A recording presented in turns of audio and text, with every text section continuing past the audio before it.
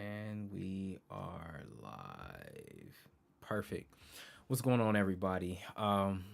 It is Dr. Jamar Montgomery of drjamarmontgomery.com. And we are talking about criminal immunity today.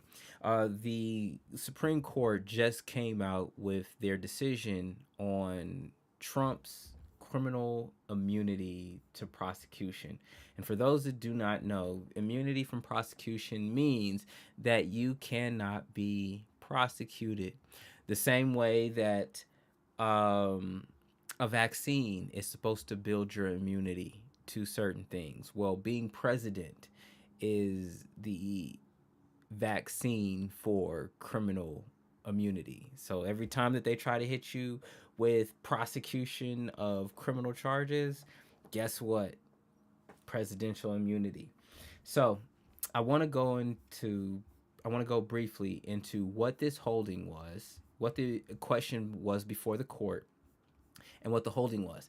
And particularly, I want to make a response to Charlemagne the God because he gave the Supreme Court the donkey of the day and said that they are no longer legitimate. And that's very problematic that he said that because this does not just apply to presidents that are Democratic, it does not just apply to presidents that are Republican, it doesn't just apply to presidents that are independent. It applies to all presidents, which is very important because we get caught up on the fact that we have, yes, conservative justices and that we have quote unquote liberal justices. But at the end of the day, we have justices who are tasked with interpreting the Constitution and maintaining their power and legitimacy. One thing that we learned long time ago as law students is this case called Marbury versus Madison, where the court established what its powers were. In the Constitution, the court didn't really have too extensive of power. However, in Marbury versus Madison, which is a seminal case, it is a foundation and landmark case with the Supreme Court stated that its power is to determine what the law is, that they are the final say so on the law, meaning that if Congress passes a law, that the Supreme Court has the ability to determine whether or not that act is lawful, whether is in line with the Constitution. Also, if the president does something, that they are the final arbitrator on whether or not that act of the president is lawful. And we're talking about the separation of powers doctrine that is so consequential to the American justice system, the American political system, and the American legal system. So, here they give a little background. A federal grand jury indicted former President Donald Trump on 4 counts for conduct that occurred during his presidency following the November 2020 election. The indictment alleged that after losing the election, Trump conspired to overturn it by spreading knowingly false claims of election fraud to obstruct the collecting, counting, and certifying of the election results. Trump moved to dismiss the indictment based on presidential immunity, arguing that a president has absolute immunity from criminal prosecution for actions performed within the outer perimeter of his official responsibilities, and that the indictment's allegations fell within the core of his official duties. The district court denied Trump's motion to dismiss, holding that former presidents do not possess federal criminal immunity for any acts. The D.C. Circuit affirmed, which is the appeal court. So you have district court, you have the appeals court, and then you have the Supreme Court. So both the district court and the D.C. Circuit declined to decide whether the indicted conduct involved official acts. The Supreme Court held, under our constitutional structure of separated powers, the nature of presidential power entitles a former president to absolute immunity from criminal prosecution for actions within his conclusive and preclusive constitutional authority. And he is entitled to at least presumptive immunity from prosecution for all his official acts. There is no immunity for unofficial acts. So you have absolute immunity for everything that is within his conclusive and preclusive constitutional authority, and then you have presumptive immunity for things that aren't necessarily explicitly stated in the Constitution, but are just kind of required that comes with the job. So, and then you have absolutely no immunity for unofficial acts.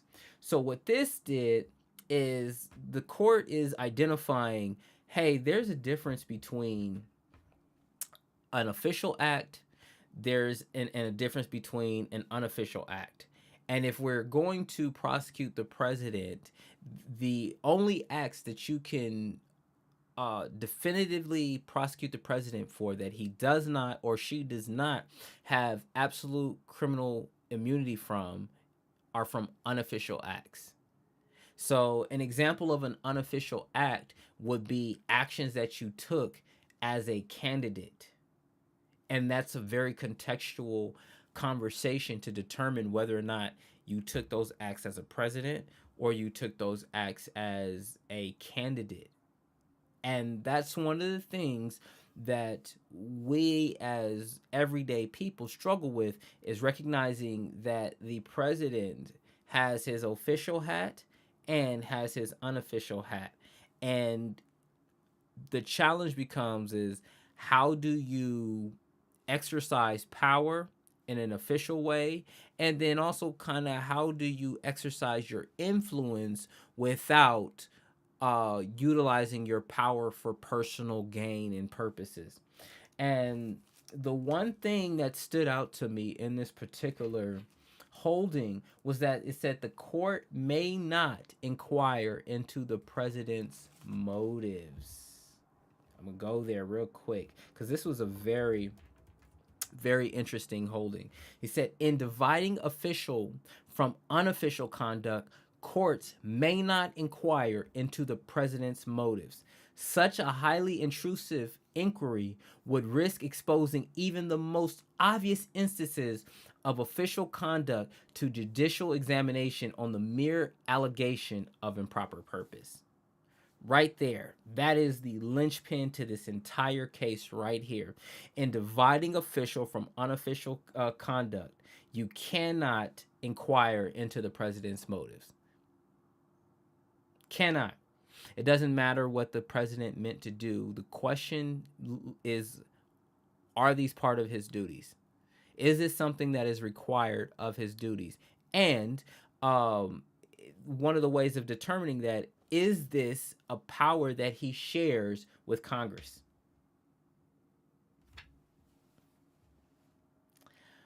This was a very interesting case to read, a very interesting case to analyze. And so Charlemagne got on Jesus's internet talking about the Supreme Court is illegitimate. Just because the Supreme Court doesn't do what you like it to do for a particular person does not make it illegitimate. You can say that the Supreme Court got it wrong. You can say that the Supreme Court made a bad decision. The Supreme Court didn't have a flimsy justification, but you cannot say that the Supreme Court is illegitimate. That is just one of the most foolish things to say. And the sad part about our particular legal and justice system is that really the Supreme Court is the last bastion of fairness. In fact, I expect to receive more fairness from the federal system than I do the state and local system. And when it comes to matters of the Constitution, matters of the presidency, matters of high importance, the Supreme Court is supposed to be the fairest, most level-headed body in the entire land. They are the only body that is, once they are appointed, that they have a lifetime appointment. meaning that they have to live with their decisions. And at the same time, they are making decisions that, regardless of who is in office, they don't have to answer to them. That right there. The Supreme Court is the only body that can order another, can invalidate the law of Congress or the executive, but really doesn't have any way of enforcing that particular order. So, from a separation of powers perspective, even though there's a separation of powers, our system works when all three honor the powers of each branch. So the executive branch has to honor the power of the Congress, and the Congress, which is the legislative branch, has to honor the power of the executive and of the judiciary, and the judiciary has to honor the powers of the congressional legislative power.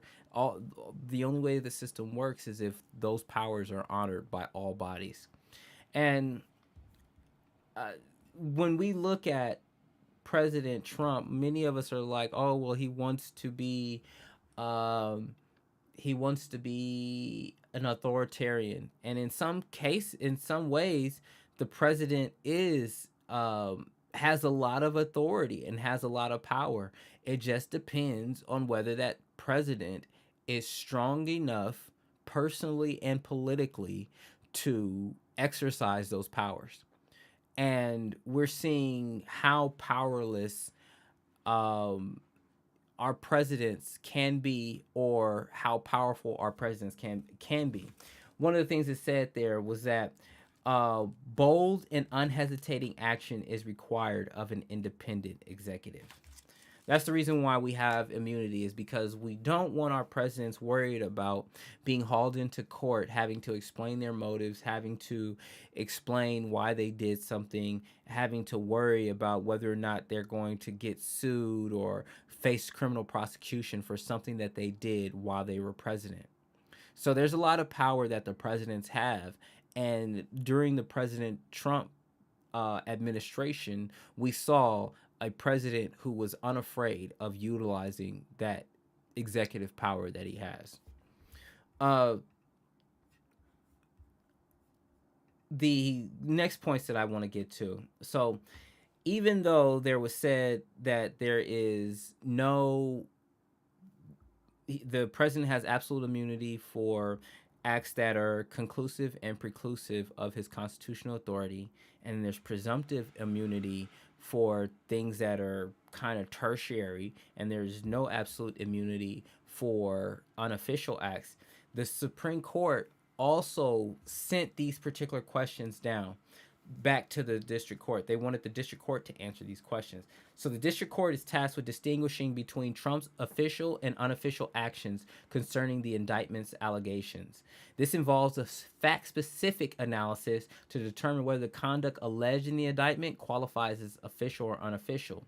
And mind you, remember, they cannot question the motives of what he was doing. They have to look at what is the president's constitutional authorities, and are they conclusive of his presidential authority, or are they tertiary?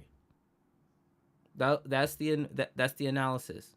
When we look at who he fired and the communications that he had, that's within his authority of getting rid of the attorney general. He just cannot ask the attorney general to do something illegal. The lower courts has to, for actions related to official duties, such as Trump's alleged attempts to influence the vice president's oversight of the certification proceeding. The district court must determine if a prosecution would pose dangers of intrusion on the authority and functions of the executive branch. The government bears the burden to rebut the presumption of immunity in this context. So once again, separation of powers.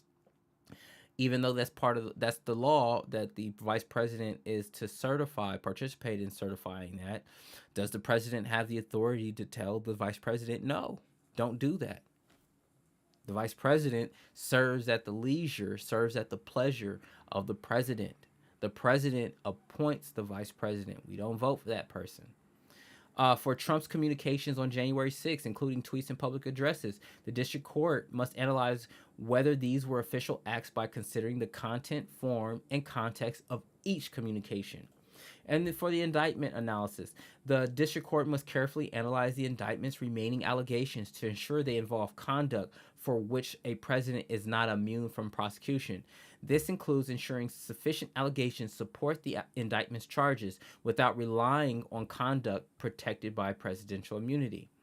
So, the court is saying to the lower court, like, hey, we've made a ruling that the president is immune, absolutely immune from things that are part of his conclusive and preclusive constitutional authority. So things that have been stated in the Constitution that the president has, and then things that aren't stated but are necessary for the president to do in carrying out his job.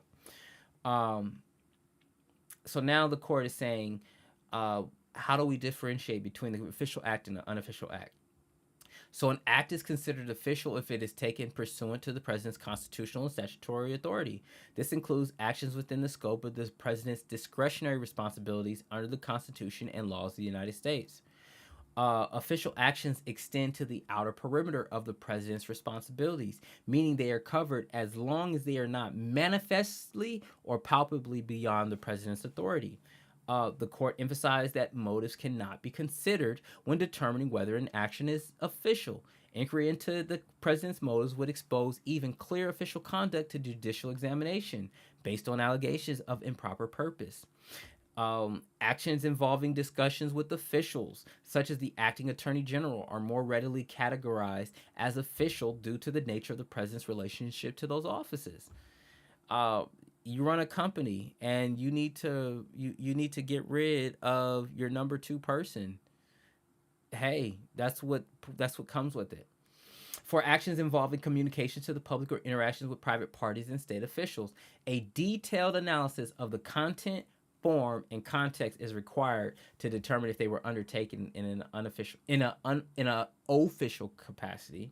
And the president is presumed immune from prosecution for official acts unless the government can demonstrate that applying a criminal prohibition would not intrude on the executive branch's authority and functions. It's clear. This is not a Republican or Democrat issue. This is an issue dealing with the literal integrity of our constitutional framework that we have. Separation of powers is critical. It's critical to the integrity of our political system. And given that we have discussed this at length for the last couple hundred years about what the president's powers are, this is only of major concern because this is the first time that a president has ever been found guilty of felony acts, of being charged with these kinds of acts. So, Charlemagne the God, you deserve Donkey of the Day. You deserve Donkey of the Day for calling the Supreme Court illegitimate. Go read the case, man. Go read the case. And because your platform is so big, you should know better. You should know better. And if you don't know better, do better, brother. Thank you. It's Dr. Jamar Montgomery, and I'm out.